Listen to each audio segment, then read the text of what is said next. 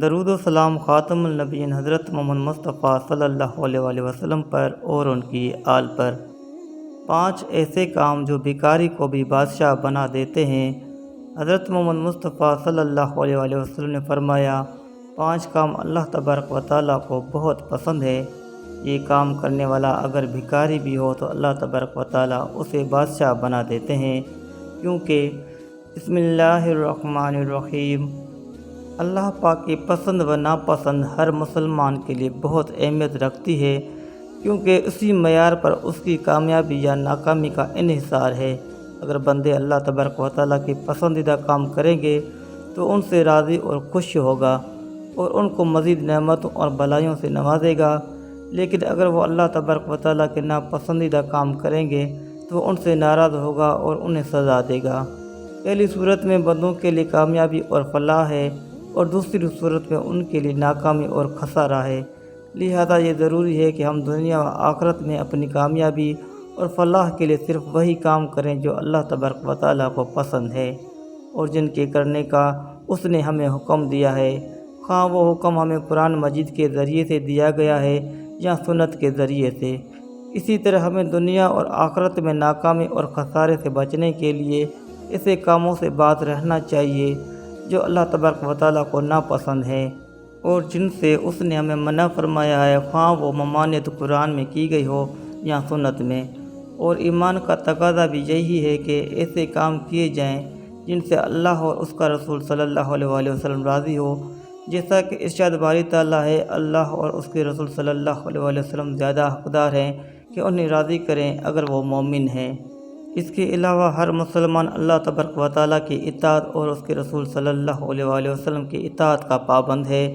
ابن مسعود رضی اللہ تعالیٰ عنہ نے نبی کریم صلی اللہ تعالیٰ علیہ وآلہ وسلم سے اللہ کی خاطر کیے جانے والے نیک اعمال کے بارے میں دریافت کیا کہ اللہ تبارک و تعالیٰ کو ان میں سے کون سا نیک عمل سب سے زیادہ محبوب ہے، کیونکہ عمل جتنا زیادہ اللہ تعالیٰ کا محبوب ہوگا اتنا ہی اس کا ثواب زیادہ ہوگا۔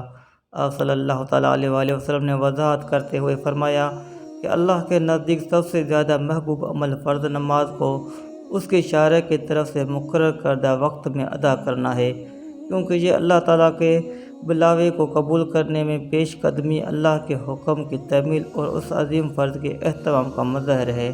ابن مسعود رضی اللہ تعالیٰ عنہ کی نیکی میں رغبت رکھنے کی وجہ سے انہوں نے اس پر اتکافہ کیا، بلکہ آپ صلی اللہ تعالیٰ علیہ وآلہ وسلم سے اللہ کے پسندیدہ اعمال میں سے دوسرے درجے کے نیک عمل کے بارے میں پوچھا تو آپ صلی اللہ علیہ وآلہ وسلم نے فرمایا، والدین کی فرمان برداری کرنا پہلا نیک عمل محض اللہ کا حق ہے، جبکہ دوسرا محض والدین کا حق ہے، اور والدین کے حق کا درجہ اللہ کے حق کے بعد آتا ہے۔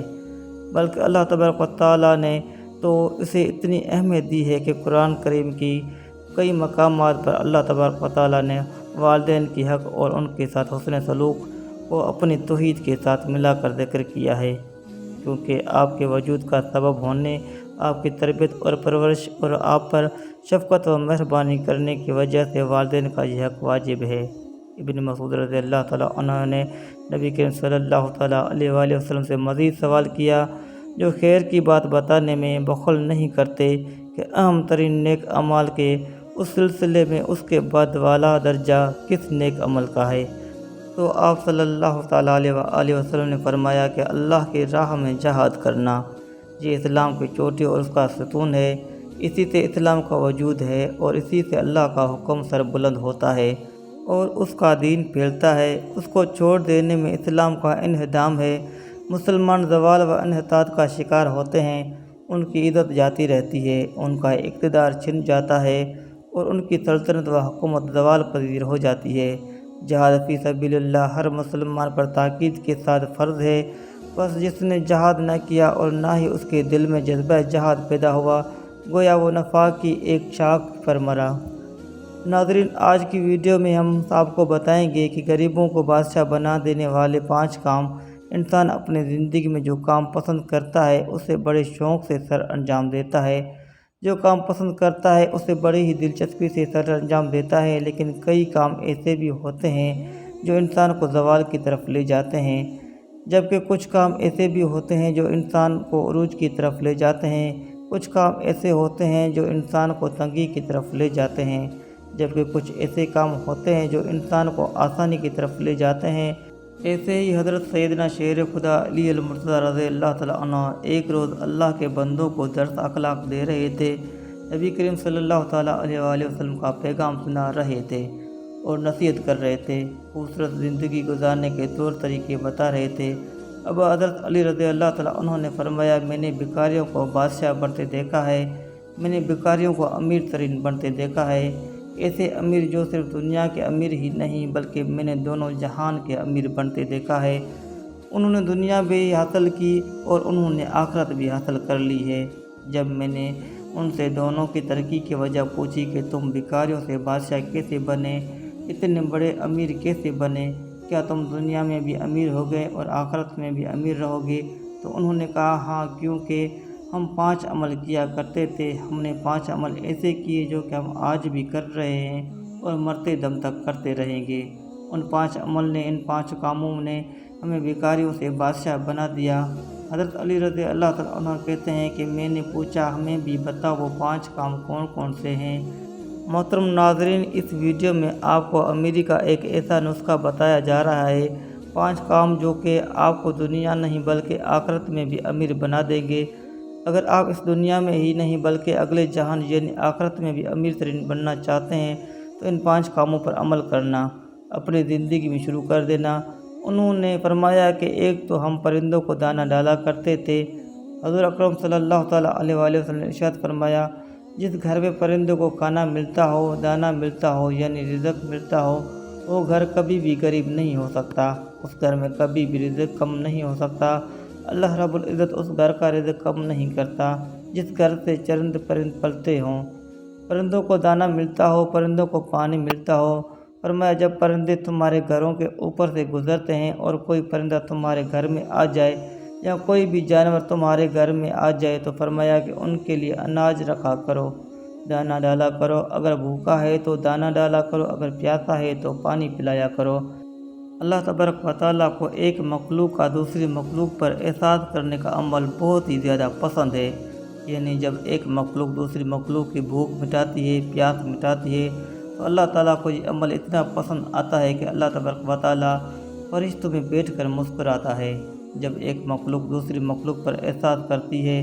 جب پرندے کسی گھر سے کھانا کھا کر یعنی دانہ کھا کر اس گھر سے جاتے ہیں تو اللہ تعالیٰ سے دعا کرتے ہیں کہ اے مالک، تجھے تیری وحدانیت کا واسطہ، تیری رحیمی کا واسطہ، جس طرح اس گھر والوں نے ہمارے رزق کا اہتمام کیا، تو بھی اس گھر کے لوگوں کے رزق کا اہتمام کر۔ تو یوں اللہ تبارک و تعالیٰ رب العزت اپنی برکت کے تمام دروازے اس کے گھر کی طرف کر دیتا ہے۔ جس گھر میں پرندوں کو کھانا ملتا ہے، جانوروں کو کھانا ملتا ہے۔ حضرت امام باقر رضی اللہ تعالیٰ عنہ کے صاحبزادے حضرت امام جعفر صادق رضی اللہ تعالیٰ عنہ فرماتے ہیں کہ جو انسان صبح اٹھتے ہی ایک عمل کرتا ہے، اللہ رب العزت 3 فرشتے اس کے ساتھ ساتھ لگا دیتے ہیں، یعنی 3 فرشتوں کی ڈیوٹی لگ جاتی ہے، وہ صبح، دوپہر اور شام اس کے ساتھ ہی رہتے ہیں۔ تو ان فرشتوں کا کام کیا ہوتا ہے؟ پہلا فرشتہ اس انسان کی عزت بڑھانے کے اسباب پیدا کرتا ہے، دوسرا فرشتہ اس کے رزق بڑھانے کے اسباب پیدا کرتا ہے اور تیسرا فرشتہ اسے مصیبتوں سے بچنے کے لیے اسباب پیدا کرتا ہے۔ پوچھا گیا کہ حضرت آخر وہ نیک عمل کون سا ہے، کون سا اتنا فائدہ مند عمل ہے؟ تو حضرت امام جعفر صادق رضی اللہ تعالیٰ عنہ نے فرمایا، وہ ہے پرندوں کو دانہ ڈالنا۔ جو شخص صبح سویرے اٹھ کر دوسری مخلوق کو کھانا دیتا ہے، اللہ تبارک و تعالیٰ اس پر 3 فرشتوں کی ڈیوٹی لگا دیتا ہے۔ اس کے بعد حضرت علی رضی اللہ تعالیٰ عنہ نے فرمایا، اس شخص نے کہا کہ ان کا دوسرا عمل یعنی دوسرا کام جو وہ کرتے ہیں وہ یہ تھا کہ وہ غریبوں کی مدد کیا کرتے تھے۔ جو شخص غریبوں کی مدد کرتا ہے وہ زندگی میں کبھی بھی غریب نہیں ہوتا۔ بندے کی عبادت بندے کو اس مقام پر نہیں پہنچاتی جہاں غریبوں کی مدد پہنچاتی ہے، جہاں غریبوں کی خدمت پہنچا دیتی ہے۔ جب غریبوں کی خدمت کی بات آتی ہے تو نبی کریم صلی اللہ تعالیٰ علیہ وآلہ وسلم کے قدموں میں بیٹھنے والے سیدنا حضرت ابوبکر صدیق رضی اللہ تعالیٰ عنہ سے بڑھ کر اچھا حکمران دنیا میں کوئی نہیں آیا۔ اسی طرح حضرت سیدنا عمر فاروق رضی اللہ تعالیٰ عنہ سے بڑھ کر کوئی بادشاہ نہیں آیا۔ سخاوت میں حضرت سیدنا عثمان غنی رضی اللہ تعالیٰ عنہ سے بڑھ کر کوئی حکمران نہیں آیا۔ اور علمی ریاست میں حضرت سیدنا علی المرتضیٰ رضی اللہ تعالیٰ عنہ سے اچھا حکمران کوئی اس دنیا میں نہیں آیا۔ کوئی ایسا مشہور اور معروف بادشاہ نہیں گزرا کہ 1400 سال گزرنے کے بعد بھی جس کا نام کے نعرے لگتے ہوں، غریبوں کی مدد کی بات آتی ہے تو کاندھے پر بوریاں لاد کر لے جاتے اور غریبوں کی مدد کیا کرتے تھے، غریبوں کو کھانا کھلایا کرتے تھے۔ ایک دفعہ کی بات ہے کہ ایک بدو تھا جس کی بیوی حاملہ تھی، بچے کی پیدائش کا وقت قریب تھا، جبکہ گھر میں 1 روپیہ بھی نہیں تھا ان کے پاس۔ اب یہ لوگ پریشان تھے کہ گھر میں 1 پیسہ بھی نہیں ہے، جبکہ بچے کی پیدائش کا وقت قریب ہے۔ وہ ہمسایوں کے پاس گئے کہ ہمیں کچھ قرض دے دو۔ انہوں نے کچھ نہ دیا تو بدو کے ذہن میں ایک ترکیب آئی کہ کیوں نہ مدینے میں چلا جاؤں، حضرت سیدنا عمر فاروق رضی اللہ تعالیٰ عنہ کے پاس چلا جاؤں، ان کے سامنے جا کر فریاد کروں، عرض کروں، وہ میری مدد ضرور کریں گے۔ یہ بدو اپنی حاملہ بیوی کو لے کر مدینے کی طرف چلا گیا۔ چلتے چلتے جیسے ہی مدینے کی سرزمین پر قدم رکھا تو شام ہو گئی، رات ڈھلنے لگی، بچے کی پیدائش کا وقت بھی قریب تھا۔ اس نے بیوی کو کہا کہ کیوں نہ ہم یہیں خیمہ لگا کر رات بسر کر لیتے ہیں، صبح ہوتے ہی حضرت سیدنا عمر فاروق رضی اللہ تعالیٰ عنہ کے پاس چلیں گے۔ رات میں یہ لوگ وہیں ٹھہرے۔ رات کا دوسرا پہر جب آیا تو بیوی کا درد بڑھ گیا اور وہ درد سے چیخنے لگی۔ بچے کی پیدائش کا وقت قریب ہے اور یہ بیوی کو حوصلہ دے رہا ہے کہ ابھی فجر ہونے والی ہے، چلتے ہیں حضرت عمر رضی اللہ تعالیٰ عنہ کے پاس، اپنا مسئلہ حل کرواتے ہیں۔ حضرت سیدنا عمر فاروق رضی اللہ تعالیٰ عنہ کی عادت تھی کہ آپ رات کے دوسرے پہر مدینے کی گلیوں میں گشت کیا کرتے تھے۔ فرمایا کرتے تھے کہ میری حکمرانی میں اگر کوئی کتا بھی پیاسا مر گیا تو حساب عمر کو دینا پڑے گا۔ اس رات بھی حضرت عمر فاروق رضی اللہ تعالیٰ عنہ مدینے کی گلیوں میں گشت فرما رہے تھے۔ آپ رضی اللہ تعالیٰ عنہ نے دور سے دیکھا کہ خیمے میں آگ جل رہی ہے۔ آپ رضی اللہ تعالیٰ عنہ نے غلام کو بھیجا کہ جا کر دیکھو کون بیٹھا ہے، رات کے اس پر میں کوئی مسافر تو نہیں۔ غلام اس شخص کے پاس گیا، اس نے کہا کہ میری بیوی حاملہ ہے، مجھے مدد کی ضرورت ہے۔ غلام نے واپس آ کر حضرت عمر فاروق رضی اللہ تعالیٰ عنہ کو ساری بات بتائی۔ اللہ اکبر! حضرت سیدنا عمر فاروق رضی اللہ تعالیٰ عنہ دوڑ کر گئے، اپنی بیوی کو اٹھایا، کہا اٹھو، اگر تمہیں ثواب مل رہا ہو تو تم لینا چاہو گی، اگر تمہیں نیکیاں مل رہی ہو تو تم لینا چاہو گی۔ تو آپ رضی اللہ تعالیٰ عنہ کی بیوی نے کہا کیوں نہیں حضرت؟ پھر آپ رضی اللہ تعالیٰ عنہ نے فرمایا اٹھو، میرے یار کی بیوی درد میں مبتلا ہے، میرے یار کی بیوی تکلیف میں مبتلا ہے اور تھوڑی دیر میں بچے کی پیدائش کا وقت آنے والا ہے، اٹھو اور تھوڑی دیر کے لیے دائی بن جاؤ۔